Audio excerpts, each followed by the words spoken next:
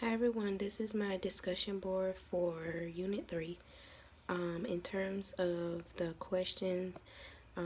so the first part, name and briefly describe two counseling approaches that are based on a wellness model. Okay, so the first one would be the wheel of wellness, um, and the second one is the indivisible self model.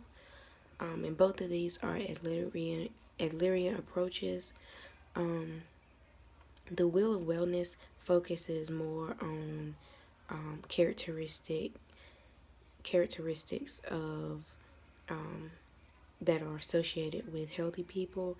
and then my interpretation of the indivisible self model. Um, my interpretation is that this one focuses on what the individual can do to make themselves more healthier. Um, so the biopsychosocial model talks about how um, the client is supposed to the counselor is supposed to look at the client and the client's presenting problem from a holistic point of view and take every aspect of the client's life into consideration. So the biopsychosocial model talks about the biological aspect and the psychological aspect and the social aspect. So the biological aspect would be like genetics and what a client is made of internally, and then the um, the psychological part would be like the mental aspect and how the client deals with things psychologically, and then the social aspect would be the external factors um, and how the client deals with the social aspects. Um, how might such a model positively impact the delivery of clinical mental health services? So I feel that the biopsychosocial model um, will impact the delivery of mental health services because it allows the counselor to look at every aspect of the client and not just focus on one thing that the client is going through.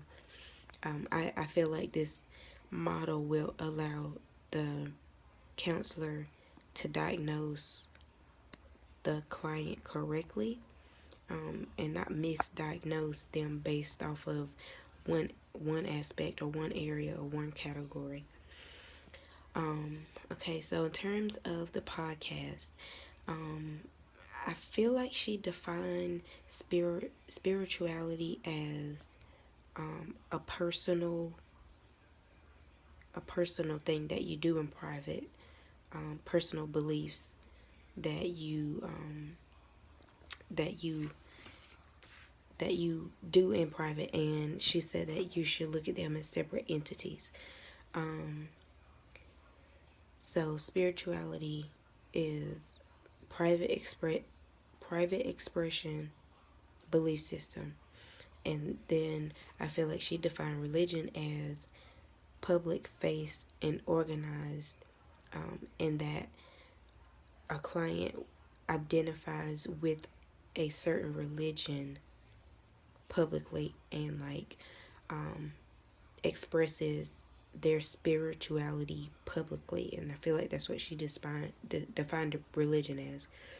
Um, I feel like the issues that was discussed in relation to counseling people with religious or spiritual issues is that counselors can be they can feel uncomfortable because they might not know what you know their religion is about or what their spirituality is about, and so they might feel uncomfortable or they might feel like they don't know enough about that religion. um, I think it's very important that counselors be able to discuss religion and spiritual issues with clients, because spirituality and religion is such a big part of people's lives, regardless of if it matches what the counselor is or what the